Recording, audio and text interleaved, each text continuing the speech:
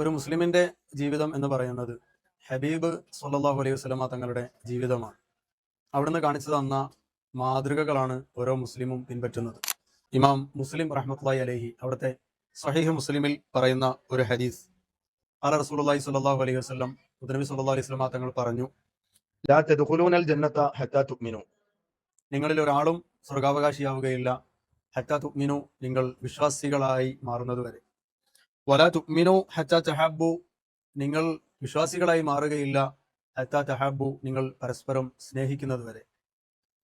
അവലാ അദുല്ലുക്കും അലാ ഷൈഇൻ ഇദാ ഫഅൽതുമൂഹു തഹാബബ്തും, പ്രാവർത്തികമാക്കിയാൽ നിങ്ങൾ പരസ്പരം സ്നേഹമുള്ളവരായി മാറുന്ന ഒരു കാര്യം ഞാൻ നിങ്ങൾക്ക് അറിയിച്ചു തരട്ടെയോ എന്ന് ഹബീബ് സല്ലല്ലാഹു അലൈഹി വസല്ലമ തങ്ങൾ ചോദിക്കുക.